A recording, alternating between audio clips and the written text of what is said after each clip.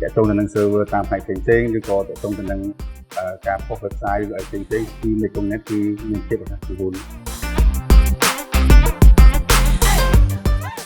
bà chỉ số những bạn chúng mà làm thành tí chỉ là trên này hàng này lúaในក្នុងសភាតារាងគោលជំរាបសួរខ្ញុំបាទឈ្មោះពុនវុធីមានតួនាទីជាជំនួយការផ្នែកព័ត៌មានវិទ្យានៃសន្តាគារតារាងគោលសន្តាគារតារាងគោលគឺមានទីតាំងនៅលើវិថីរុក្ខវិថីពិសេសនោះហើយទៅអង្គរវត្តហើយនៅក្បែរ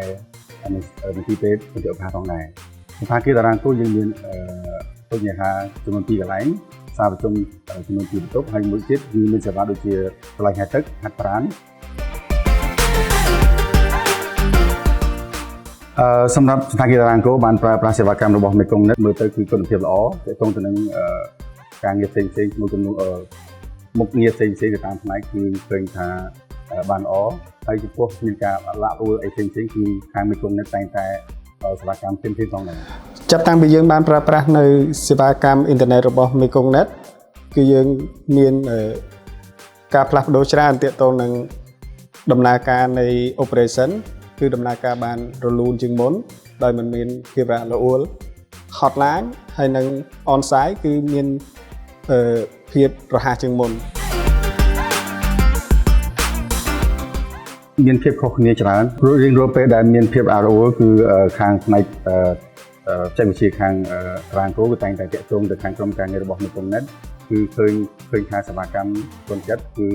ពេលណាដែលយើងតាក់ទងទៅព្រៀងគឺខាងក្រុមការងាររបស់មេកុងណិតហ្នឹងផ្ដល់នូវយោបល់ព្រៀងផងដែរមេកុងណិតគឺមុនពេលដែលយើងផ្លាស់ប្ដូរមកប្រើប្រាស់មេកុងណិតគឺយើងតែងតែមានបញ្ហាទាក់ទងនឹងការរអាក់រអួលនៃប្រព័ន្ធអ៊ីនធឺណិតហើយនិងការ support គឺមិនបានទាន់ពេលវេលាបាទចំពោះខ្ញុំផ្ទាល់គឺពេញចិត្តនឹងសេវាកម្មរបស់មេកុងណិតហើយក៏ខ្ញុំនឹងរីករាយនឹងការប្រើប្រាស់សេវាកម្មរបស់មេកុងណិតហើយខ្ញុំក៏នឹងព្យាយាមទាក់ទងទៅខាងក្រុមហ៊ុនមេកុងណិតទៅប្រើប្រាស់សេវាកម្មនៅផ្ទះខាងរបស់ខ្ញុំផងដែរទោះបីជាមិត្តភក្តិខ្ញុំក៏មានបាត់ខាងអីផ្សេងៗឬណែនាំខាងមេកុងណិតទៅឲ្យយោបល់ខាងពួកគាត់ហើយបើសិនជាមានម្ចាស់អាជីវកម្មណាដែលខ្ញុំអាចស្គាល់ខ្ញុំនឹងណែនាំទៅការពួកគាត់ដើម្បី